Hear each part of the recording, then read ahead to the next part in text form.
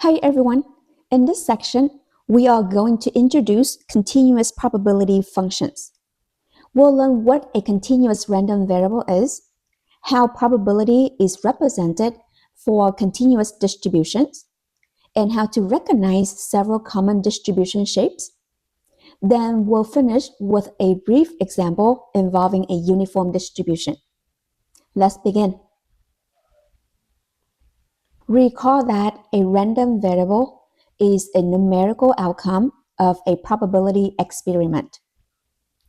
A continuous random variable can take any value in an interval. For example, height, weight, time, and distance are all continuous variables. A person's height could be 68 inches, 68.2 inches, 68.25 inches, or any value in between. Unlike discrete random variables, which count separate outcomes, continuous random variables can take infinitely many values within a range. Because there are infinitely many possible values, we do not assign probabilities to individual values the same way we did with discrete distributions. Instead, probability is represented by area under a curve. Whenever you see a probability density curve, the area under the curve represents probability. A larger area corresponds to a larger probability. A smaller area corresponds to a smaller probability. There are three important facts about continuous probability distributions that you should remember. First, probability is represented by area under the curve. Second, the total area under the curve must equal 1. This makes sense because the total probability of all possible outcomes must be 100%.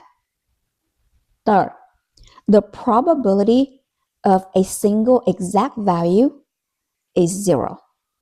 We write this as P of x equals A equals 0 for any value A.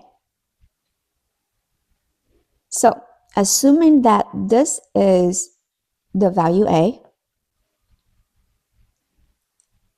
this single point has no width. Since area requires width, a single point has 0 area. Imagine this is the point B. In a continuous probability distribution, you can find the area from A to B because there's a width from A to B. But at one single point A, there's no width, so area is 0. And because probability is represented by area, the probability of any exact value is 0. Be careful here. This does not mean the value cannot occur. This simply means that probabilities come from intervals, not individual points. For continuous random variables, probabilities are found over ranges of values. Probability distributions come in several common shapes. Being able to recognize these shapes will help you describe distributions throughout the course. The first shape is called symmetric. A symmetric distribution has the same shape on both sides of a center.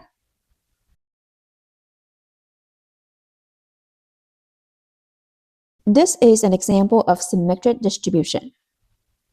If you fold the graph down the middle, both sides would match.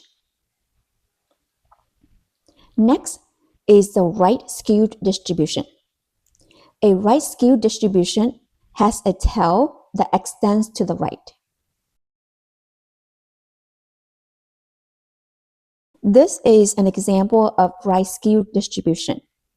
Remember that the direction of the tail determines the skew. Many students mistakenly look at the peak of the graph. Instead, always look at the tail. Next is a left-skewed distribution. A left-skewed distribution has a tail that extends to the left.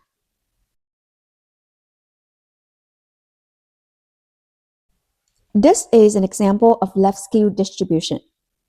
Again, focus on the tail when determining the skew. Finally, we have a uniform distribution.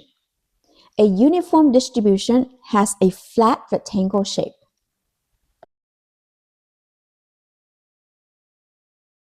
This is an example of a uniform distribution. The height remains constant across the entire interval.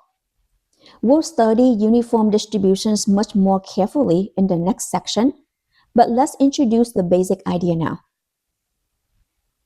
Before we work the example, let's take a closer look at uniform distributions.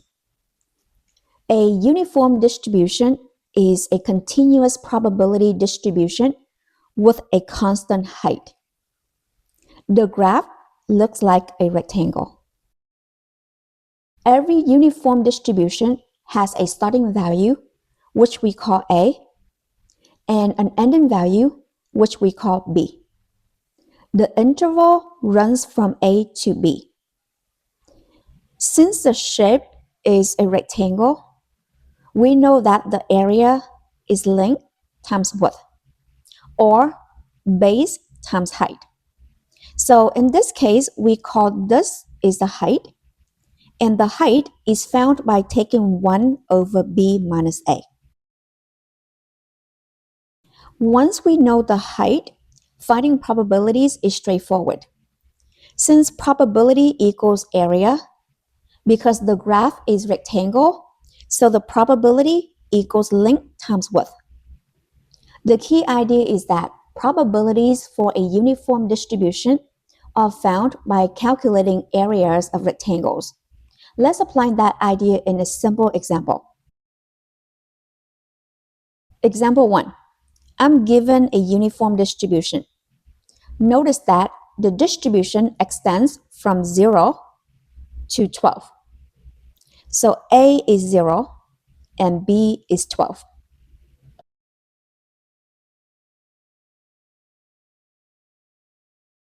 Question A is asking for the height of the function.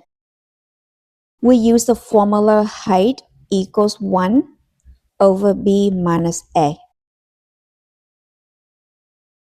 B is 12 and a is 0. So we have 1 over 12 minus 0, which is 1 over 12. The question is asking for a reduced fraction, so we leave it as 1 over 12. The height of this rectangle is 1 over 12. Question B. What is the probability of the shaded region? This is the shaded region. Notice that the shaded region extends from 9 to 12. To find the probability of this shaded region, we want to find the area of this region. This is a rectangle, so we'll take length times width. Width is the height that we just found, which is 1 over 12. And length is the distance from 9 to 12. So to find the length, we'll take 12 minus 9, which is 3. And the width is 1 over 12.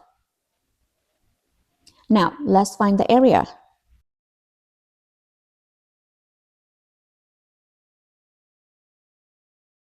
The probability of the shaded region equals length times width. We'll replace length with 3 and replace width with 1 over 12, which is 3 over 12. The question is asking for a reduced fraction, so we'll reduce 3 over 12 to 1 over 4. So the probability of the shaded region is 1 over 4.